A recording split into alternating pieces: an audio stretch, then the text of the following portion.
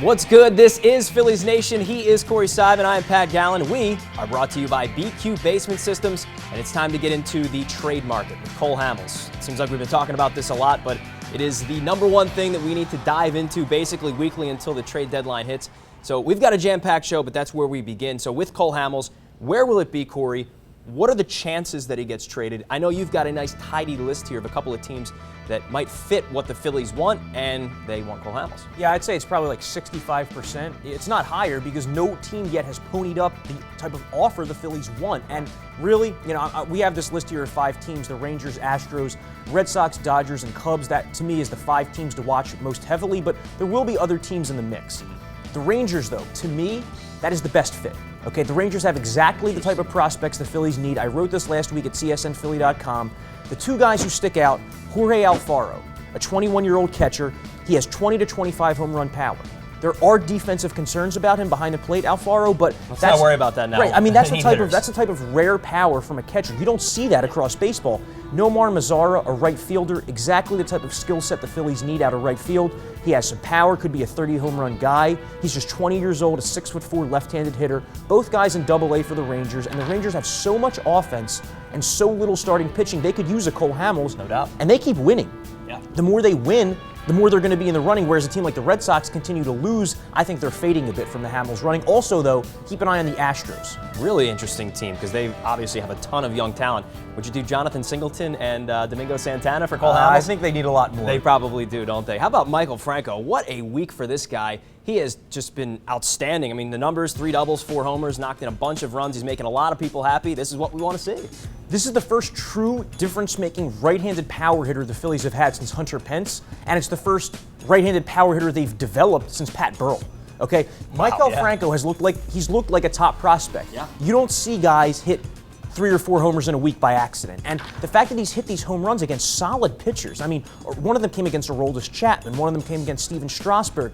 He has proven that he can take major league pitching deep, okay? And right now, Michael Franco looks like the kind of guy who can hit 280, 25 to 30 home runs, drive in 90 to 100, and that's exactly what the Phillies need moving forward. He's the one player on this team that you can say is going to be a centerpiece for the next contender. Is he a little bit too much of a free swinger, though? I think that there are some concerns with the high strikeout total and not walking quite enough. It's hard to complain about what he's doing right now, but that might be a concern. The walks will come because pitchers are going to challenge him less, and it's just going to be on Franco to adjust to that and kind of rein himself in. Have a little bit more plate selection, but I think that pitchers are going to shy away from the middle of the plate against him based on what he's doing. All right, we go from the highs of Michael Franco to the lows of Freddie Galvis. He recently went through an 0 for 31 slump that he broke out of on Sunday, which he really started off so well this year, and it just all went right downhill. But maybe he can work through this, and he's not the shortstop of the future, but it was nice to see him doing good things early this year. First 35 games this year, Freddie Galvis hit .355.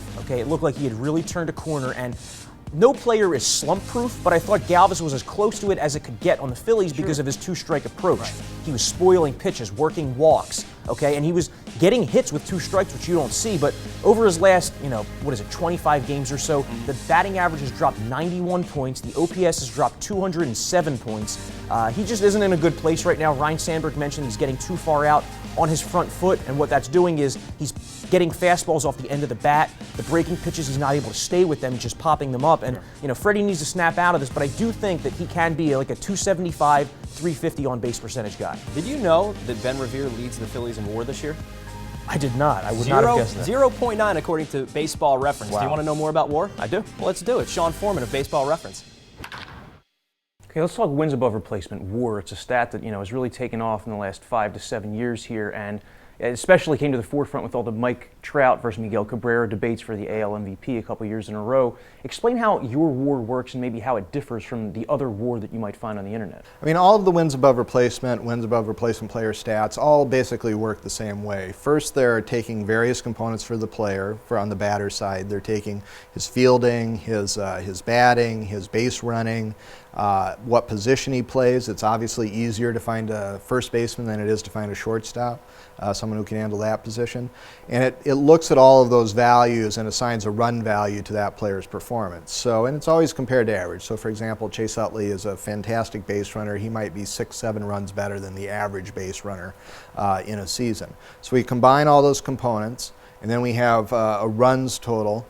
And then from there, we look at the replacement level for the league. Now, it might be simpler to look at what an average player, how the player compares to an average player.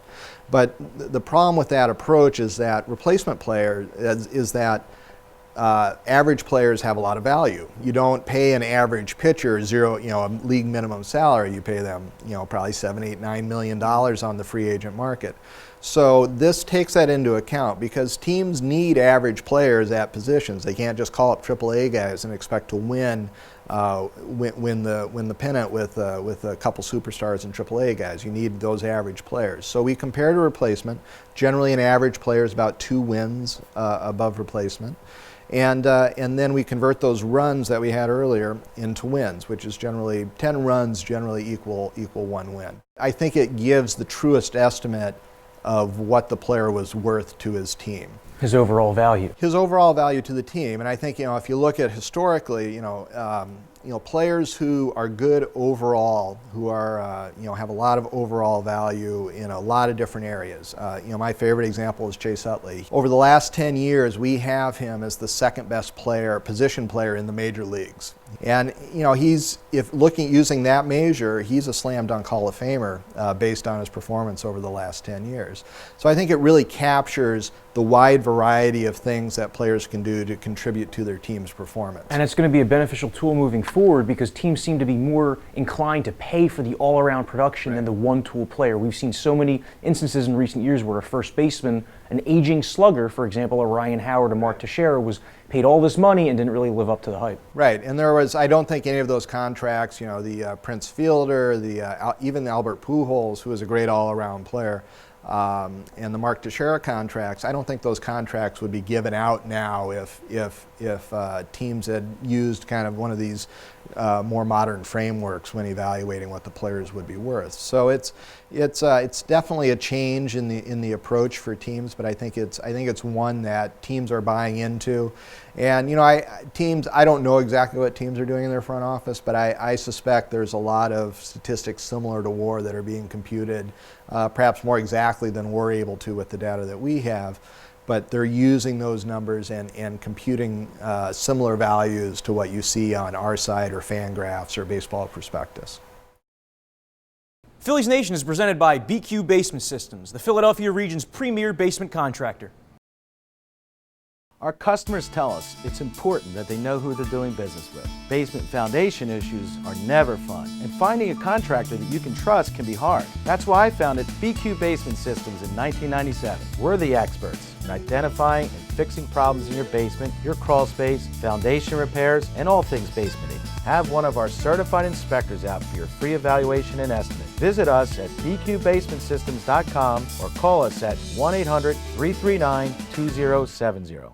If you're a sports fan, you need to check out Sports Vault. Our stores will surround you with a great selection of autographed memorabilia, licensed apparel, trading cards, and novelties.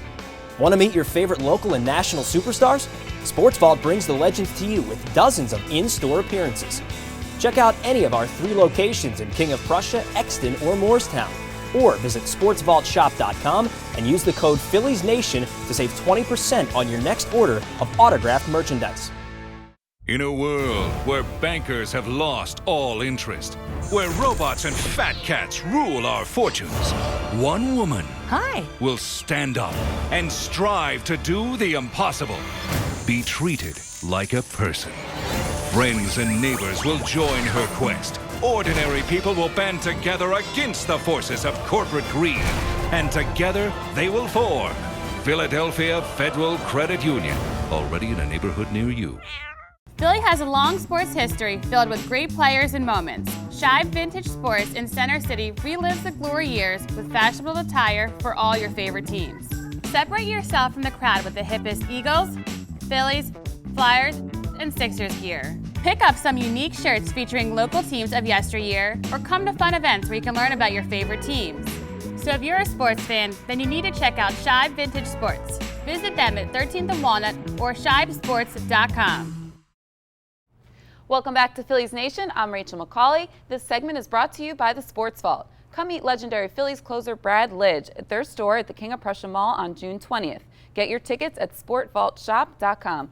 Guys, let's go down on the farm and take a look at Aaron Nola and Zach Eflin. Could they have ace potential? They've been kind of the 1-2 starter, but maybe their velocity says they're a 2 or 3. What do you think? Yeah, well, we think that any starter that's pitching with a velocity over 95, we just assume that they're a #1 starter. These guys, they don't have that. Aaron Nola is kind of in the 92, 93 range. But that doesn't mean that they can't be #1 starters. I think that they appear to be a middle of the rotation type starter, but you've got numbers that say that could be, could be otherwise. Right, if you look at the strikeout rates of Aaron Nola and Zach Eflin, they're not going to jump out at you. And we have a tendency, to look at minor league numbers and make our assessment based on the numbers. But Aaron Nola and Zach Eflin get their outs with command. That's why they're so far above the AA competition they're facing. But I want to take a look at this graphic right here. These are right-handed aces across baseball who average less than 95 miles per hour with their fastball. Sonny Gray is an interesting comparable. Okay, Sonny Gray can get it up there to 95. Aaron Nola, he kind of can. I mean, he's a 90 to 92 guy.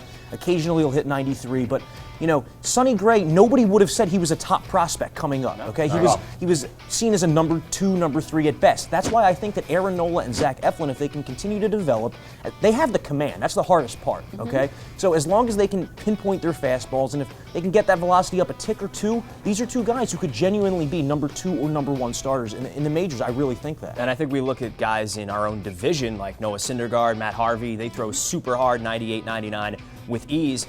Not everyone's going to throw that hard. Look back at the Braves of the 90s. Greg Maddux, he barely touched 90. Tom Glavine was the same kind of pitcher, and they did just fine. So, yeah, not everyone is going to have that kind of velocity, but if you're pinpoint accurate, hey, like Roy Halladay in our own backyard, when he came to Philadelphia, he hit 92, 93 with regularity. He was not the kind of pitcher that he was early in his career with Toronto, so it is possible. The guys who rely on command and accuracy are always the ones who are underrated coming up, and that's what Nola and Eflin are. Another starter that we thought might have had ace potential was Jesse Biddle, but he's kind of struggled again. What have you seen from him? What do you think? Kind of a shame, actually, because he started with a clean slate this year and he had gotten past his injuries and his mental issues that he was dealing with. He had a concussion as well. And I think we all thought, okay, clean slate, this is where it starts because he's got so much potential. He's a guy that can throw 95 plus, but he just hasn't been able to put it together. And looking at his numbers so far this year, and with Reading, 4-1, the record doesn't tell you the whole story though. In 51 innings, an ERA over 4, opponents hitting .279 against him, and the strikeout to walk ratio is just not good. It's not good for Jesse Biddle right now. This is 3 years in a row that he struggled with command, Jesse Biddle has, and what I see from him is that when I watch starts of his, he'll be great for 3 innings at a time, and then the 4th inning or the 5th inning, he just runs into trouble, and it snowballs, and it's a hit parade or a walk parade. And there are a lot of pitchers across baseball we see that they lose command of the strike zone. We saw it with A.J. Burnett last year, for example. Gio Gonzalez, another guy who will give you 4 dominant innings, and then the 5th will fall apart. And Jesse Biddle, he's the kind of guy where it's either all going to click one year or it's not. And if it doesn't, his upside's a #5. But if it does, he can potentially keep progressing forward. I just kind of worry that we've already seen this story with a guy like Philippe Aumont, who has all this raw talent, this tremendous pure stuff, but can't command a strike. It's all about the mental aspect, it seems, with a guy like Aumont and with a guy like Biddle, who they have all the talent in the world, yet, like you said, it just snowballs in the wrong direction and they can't stop it. And mentioning Roy Halladay, he was the kind of guy that he dealt early in his career with the same exact thing, and finally he figured out how to shut it down when he needed to. If Jesse Biddle can do that, he can be a pretty good pitcher, but he has yet to do so. Yeah, you mentioned the mental side. You wonder if maybe the pressure of being drafted by your hometown team and that maybe that has something to do with it. All right, we talk a lot about J.P. Crawford, but you have another shortstop that you're interested in. In Lakewood. Maybe you've not heard of this guy. His name's Malquin Canelo. He's a 20-year-old shortstop, and he's from the Dominican Republic. He's only 5'10". He's under 160 pounds, so he's basically Corey Seidman here. He was signed as an amateur free agent in 2012, but through June 7th, he's been hitting well. Over 300, an OPS near 800, 17 doubles, not a ton of power. He's got some gap power. But, of course, we all talk about J.P. Crawford and how good he's been, but there's another pretty good shortstop that's a decent defender, needs to work on some things, but a nice young talent who's lower in the minor leagues. Yeah, if there's one position the Phillies seem to be strong organizationally, it's shortstop. With J.P. Crawford, with Freddie Galvis, with Canelo, I mean, they are well set up at that position, and that's why if you're looking at best player available in the draft, shortstop's not really a position of need as important as it is. Yeah, it'll be interesting to see how he does. Yeah. All right, let's break it down by the numbers, which is presented by Shibe Vintage Sports. Check out their new AJ Reach Old School Baseball shirt on shibesports.com. Pat, your number's 43. My number is 43. That is the number of RBIs from first baseman Brock Stassi. He is the first baseman at AA Reading. Again, we talk about Roman Quinn, we talk about J.P. Crawford and Aaron Nola. This guy's kind of flying under the radar. He actually leads the Eastern League in RBI and in hitting at 339. He is 25 years old, so he's a little bit older. He was a 33rd round draft pick in 2011. Do we have another Ryan Howard on our hands? Do we have another Darren Ruff? I don't know. I'm not going to go that far, but he's doing pretty well so far. Good to see. All right, Corey, your number is 80. My number's 80. The Phillies this week face two outfielders who really stunk it up in April but are on fire since May 15th. Jay Bruce of the Reds, Andrew McCutchen of the Pirates. Bruce, over his last 80 at-bats, his 80 plate appearances, hitting .328, 4 homers, 12 RBIs, and somehow for Jay Bruce, more walks than strikeouts. Not used to seeing that at all. Andrew McCutchen, over his last 80 at-bats, hitting .375, close to 20 runs scored, close to 20 RBIs. So the Phillies need to be very careful with those two guys this week because as cold as they were in April is as hot as they've been since. Yeah, nice turnaround for the MVP because it looked ugly early. Rachel, your number's 13. 13 for Garrett Cole of the Pirates. He has 13 wins in his last 17 starts, which leads all of baseball. And he's a guy, he's a top pick in the draft. Yeah. And, he shows that the draft can really be franchise changing. So it's a good sign for the draft coming up this week. Absolutely. All right, when we come back on Phillies Nation, Natalie catches up with Luke Palladino, and the guys will give their fantasy picks next.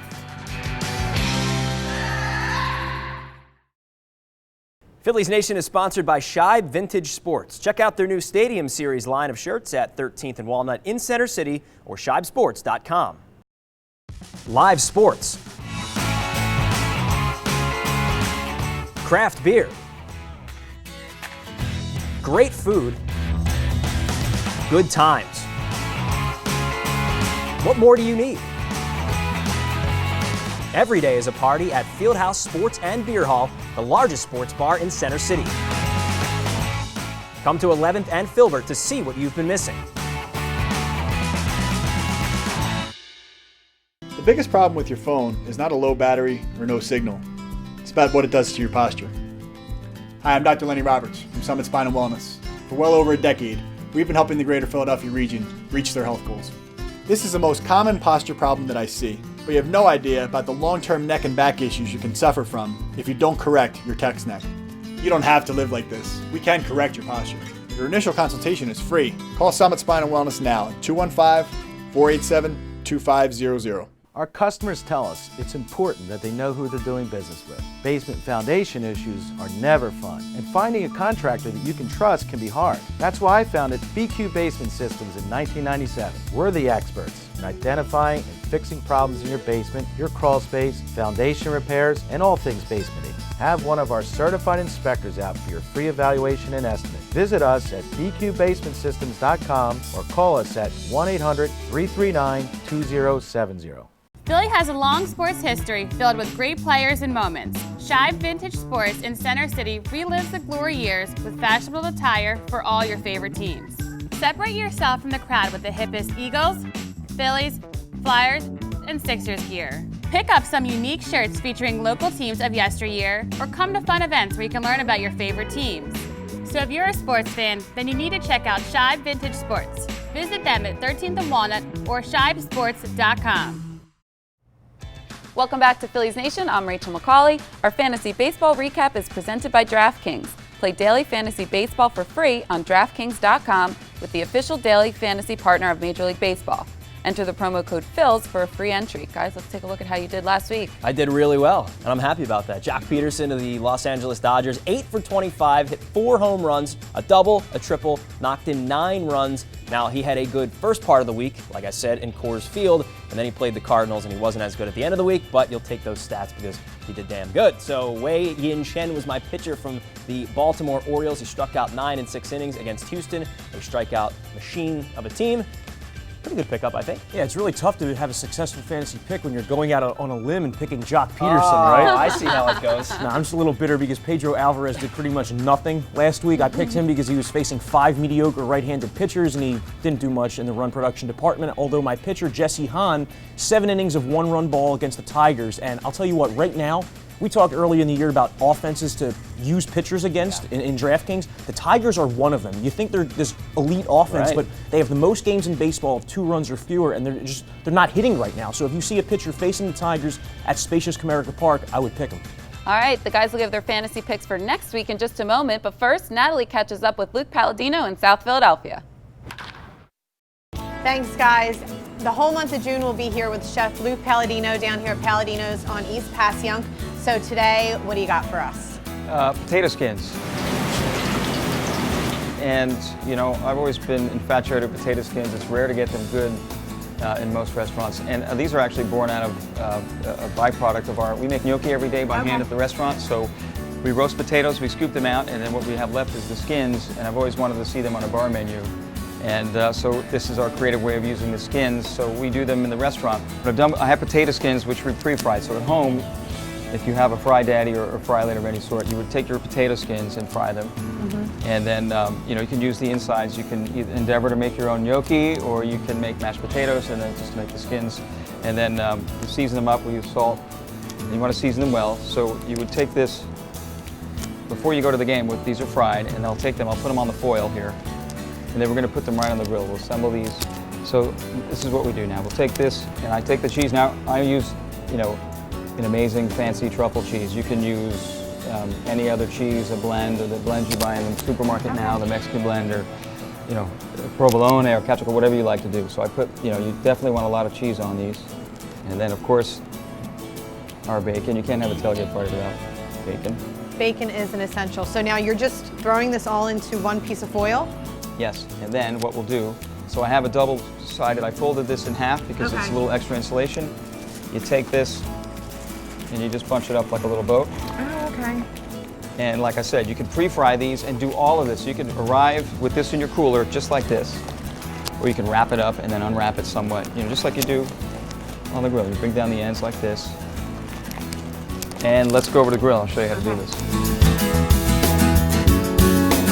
All right, so now we have our boat, we have our potatoes here layered with the cheese and the bacon. We'll put them on the grill and I'll show you how to heat these. Okay. And I think of these as like, you know, think of them essentially as potato nachos. Okay. And if you don't want to do the potatoes, which are really amazing, they're the best. Yeah. You can use tortilla chips. You can use tortilla chips with any cheese you want, and you can do nachos on your grill at the tailgate. No one else is doing that, I guarantee you. No one is grilling their nachos, that's for sure. You see the smoke coming up, it's getting hot. I made another piece of foil, essentially, to tent it. What it'll do is it'll take some smokiness to it, and it'll get some heat, and what it'll do is melt the cheese. You can see the cheese is melting here. It's pretty hot. Okay. All right. I think they're done. Yeah, they're ready to go. See how nice and melted they are? Yeah. The bacon's nice and crispy on top. So cheesy. The skins are crispy. If they maintain their crispiness, they'll last. If you fry them at home, they'll last for hours. They'll still get crispy. All right, I think we should taste them. Yes. These look so amazing. Thank you, thank you. You know, most people, Natalie, think that, you know, using a grill is just burgers and dogs. And they're really great, but they get a little redundant. I wanted to show you some creative ways where you can have some fun and really impress your guests, and with some different things. And this I would have never thought to put potato skins or even tortilla chips or nachos or chips or anything like that onto the grill. You can get very creative with your grill, as we've showed you today. So what I do is this. So you grill them in the foil basket and you serve them in this because it's the vessel they're in. They stay nice and hot. It's easy. It serves like a plate and it's easy to hold. Perfect. And the foil gets cool after a couple of minutes. It's not hard to handle, and you can feel that it's not really hot. Oh wow, yeah. You know, it cools off very quickly. So what I take creme fraiche or sour cream and I puree scallions in it and I put them right on top. And you want to do this generously because you want to get this all about using your hands and getting into the food here. And then here we have fancy cut scallions. These are just green onions. It looks so lovely. I don't even want to eat one, but I'm going to. Take this guy right here. Lots of this stuff on top. You got to get a little bit of all the goodness. I think I got it.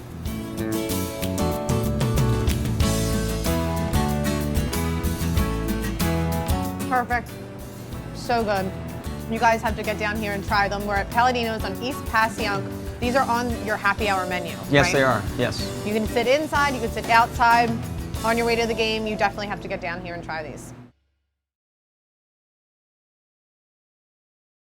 Play daily fantasy baseball for free on DraftKings.com with the official daily fantasy partner of Major League Baseball.